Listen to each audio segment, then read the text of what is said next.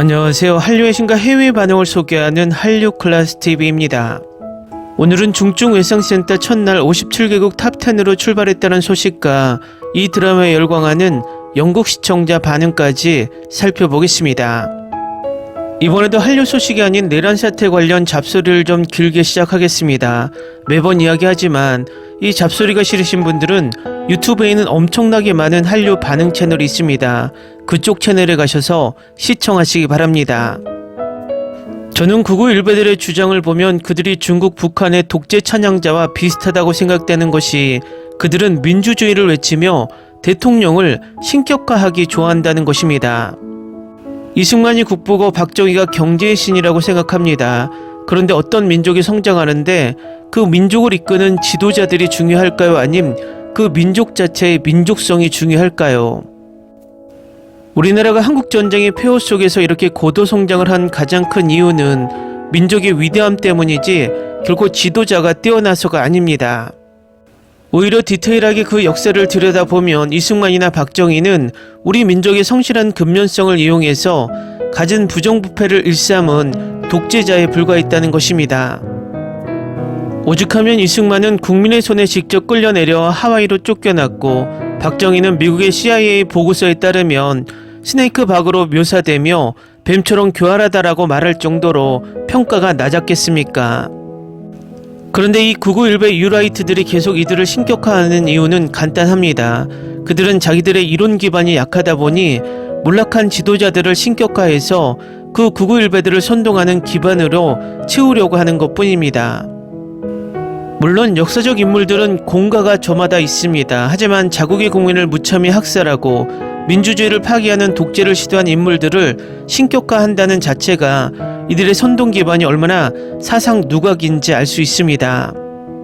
앞에서도 말했지만 이승만 때문에 우리나라 민주주의가 지켜진 것이 아니라 유교가 터지자 저 살겠다고 국민을 두고 도망간 그보다 우리 국민이 민주주의를 지키기 위해 희생했기 때문에 우리나라가 한국전쟁에서 버틴 것이고, 박정희 때문에 우리 경제가 살아난 게 아니라 우리 국민들이 가족을 살리기 위해 독일로, 중동으로, 베트남으로 가서 달러를 벌어들였기 때문에 경제가 살아난 것이고, 박정희는 그냥 숟가락을 올렸던 것뿐입니다. 박정희의 경제지표를 보면 그 당시 다른 아시아 국가와 비교하면 그다지 엄청난 고도 성장도 아니었고, 그가 얼마나 국가를 방만하게 운용했던지 그가 암살되던 해에는 외환보유고가 바닥 상태였다는 것입니다. 그러면 왜 이승만이나 박정희가 이렇게 극우 일베들에게 신격화되고 있을까요? 첫 번째는 그들이 집권 당시에 수많은 어용방송으로 스스로를 신격화시켰고 우리는 수십 년 동안 북한의 김일성 우상화처럼 세뇌되어 왔기 때문입니다. 예를 들어 몇십 년을 아침부터 저녁까지 뉴스에서 박정희를 신격화하는 뉴스가 나온다면 국민들은 그를 신으로 볼 수밖에 없다는 것입니다. 북한에 있는 대부분의 주민들은 아직도 김정은을 신으로 보고 있습니다. 두 번째는 극우 일베 유라이트들이 계속해서 선동을 해왔기 때문입니다. 대통령은 신이 아닙니다. 그저 우리가 선택한 심부름꾼일 뿐입니다. 그렇기 때문에 5년 동안 그만큼의 대우를 해주는 것 뿐입니다. 극우 일베 대통령이 나오면 계속 독재의 시도와 부정부패가 일어나는 이유는 극우 일베들이 극우 일베 대통령을 계속 신격화하기 때문입니다. 결국 우리는 아직도 봉건사회에 빠져서 왕이 나라를 다스린다고 생각하는 저 무지성의 극우 일베들 때문에 나라가 계속 전진하지 못하고 삐걱거리고 있다는 것입니다. 계속해서 진보 정부가 경제와 문화를 살려놓으면 극우 일베 정부가 나라를 망치면서 탄핵의 과정을 거치며 나라가 후퇴합니다. 언제까지 이런 뇌가 없는 세력 때문에 더 뻗어나갈 수 있는 우리 민족이 계속 전진을 멈춰야 할까요? 그래서 선택이 중요합니다. 우리는 왕이 필요한 게 아니라 우리의 미래를 같이 걸어갈 심부름꾼이 필요한 것입니다. 제발 우리라도 정신 차리고 이번 내란 사태를 완벽하게 정리하고 새롭게 전진해 나아가길 바랍니다. 그러기 위해서는 이번 내란 사태를 정치적 대립이 아니라 우리나라의 운명을 결정할 독재국가로의 퇴보냐, 민주주의로 계속 발전하느냐를 결정하는 우리 민족의 최고의 선택점이라는 것을 모두가 인식하고 모두가 한 마음이 되어 다음 대선이 아니라 일단 이 내란 수계와 그를 추종하는 구구일배 파시스트들을 깔끔하게 도려내는데 모두가 한 목소리를 내야 한다고 생각하며 매일매일 잡소리를 합니다. 각설하고 타임즈에서 중증 외상센터를 극찬하고 있는데 바로 살펴보겠습니다. 넷플릭스의 한국 최초 오리지널 의료 드라마인 중증 외상센터의 첫 번째 에피소드에서 한 의사가 활발한 전쟁 지역을 오토바이로 달립니다. 그는 폭격된 건물과 차들 사이를 뚫고 마침내 환자들이 긴급히 약을 필요로 하는 병원에 도착하지만 근처에서 폭탄이 터지면서 오토바이는 전복됩니다. 이러한 장면은 스트리머가 1월 24일에 몰아보기 드롭으로 공개한 8부작 시리즈의 분위기를 설정합니다. 한국의 인기 웹툰 중증외상센터 골든아워를 기반으로 한 한국 드라마는 서울에 있는 한국대학교 병원의 최고 수준의 트라우마 센터를 설립하기로 결심한 전쟁 참전 용사 백강혁 박사의 이야기를 다룹니다. 그는 전쟁터에서 습득한 기술을 사용하여 극심한 위험한 상황에서 생명을 구하는 의료팀을 훈련하는 도전을 떠납니다. 국내 최고의 병원 중 하나인 한국대학교 병원은 이러한 사례를 처리할 전담 외상센터가 부족하여 병원의 여러 부서가 번갈아가며 외상 사례를 처리해야 합니다. 백 박사의 도착은 새로운 정권의 시작을 알립니다. 그는 보건복지부 장관인 강명희의 지원을 받아 병원의 비용 절감과 이익 극대화를 위한 끊임없는 노력을 헤쳐나가야 하는데 이는 외상팀에 직접적인 영향을 미칩니다. 제한된 자원에도 불구하고 팀은 생명을 구하기 위해 노력합니다. 주지훈의 의학 K-드라마는 당신을 줄거리에 사로잡아 놓습니다.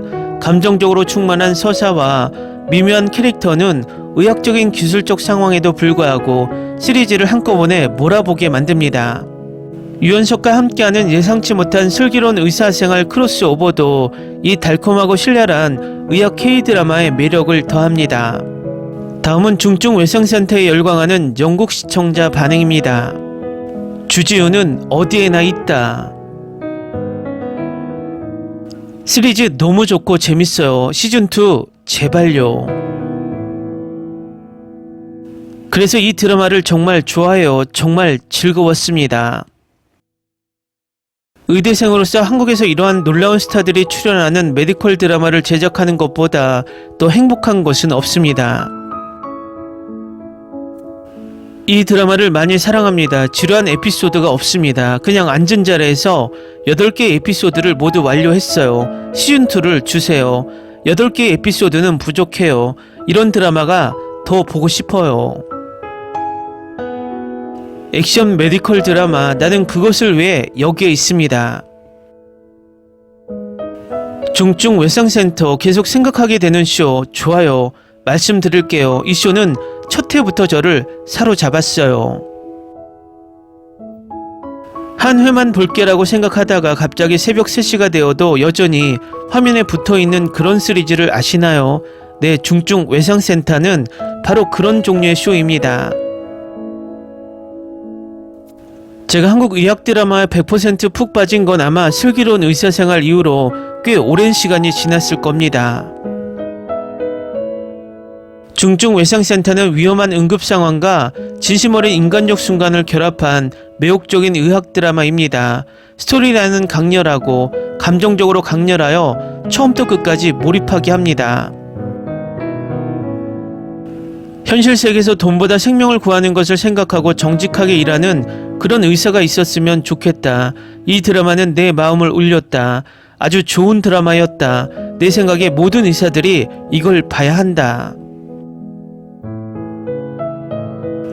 정말 대단해요. 이 의학 드라마는 처음부터 끝까지 완전히 빠져들었어요. 하루 만에 다 봤어요. 정말 대단한 스토리 라인이에요. 시즌2를 기대하고 있어요. 캐스트가 뛰어난 연기를 보여줬어요. 정말 좋아요. 다시 보기에 완벽해요. 정말로 강력 추천. 이 시리즈 20시즌이나 볼 수 있을 만큼 완벽해요. 갱신해야 해요. 시즌2가 필요해요. 더 이상 말할 필요도 없어요. 시즌1 파라는 충분하지 않아요. 훌륭했고 각 파트가 즐거웠어요. 미묘한 코미디가 제일 좋았어요. 정말 캐스팅이 훌륭했어요. 에피소드가 더 길었으면 좋았을 것 같아요. 정말 시즌2를 기대하고 있어요. 웹툰에도 시즌2가 있었어요. 강 박사님이 학문을 놀리는 모습이 벌써 그리워요. 이걸 보고 나니 내 인생에서 뭔가 더 나은 일을 하고 싶어. 이상한 기분이야. 아마도 내 침대에서 조금 나와서 내 인생에서 뭔가 생산적인 일을 할 거야. 와우, 어느 날 봤어요. 정말 모든 에피소드를 좋아했고 지루할 틈이 없어요. 마지막 에피소드는 감동적이었어요. 몇몇 장면은 웃기고 정말 좋았어요. 꼭 보세요. 시즌2가 나오기를 바랍니다. 너무 좋은 드라마였어요. 이런 드라마를 더 많이 만들어야 할 것 같아요. 스토리라인부터 캐릭터 개발까지 모든 게 너무 좋았어요. 드라마는 항상 로맨스가 있어야만 훌륭한 건 아니에요. 댓글 반응 잘 보셨나요? 이 드라마는 첫날 57개국 탑10에 들며 전세계 6위에 오르며 급상승하고 있습니다. 일단 미드 신작 나이트 에이전트가 올라왔기 때문에 넷플릭스는 절대 북미와 남미 유럽에는 예고편을 올리지 않습니다. 그래도 초반 입소문이 나오고 있기 때문에 내일 순위는 더 오를 듯 합니다. 어쨌든 오징어 게임이 이제 하향세를 보이고 있으니 새로운 K-드라마가 다시 떡상하길 바랍니다.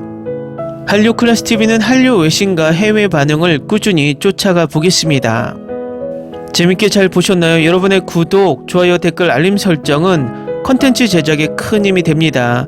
그리고 항상 하시는 일마다 대박 나시고 행복하시길 바랍니다.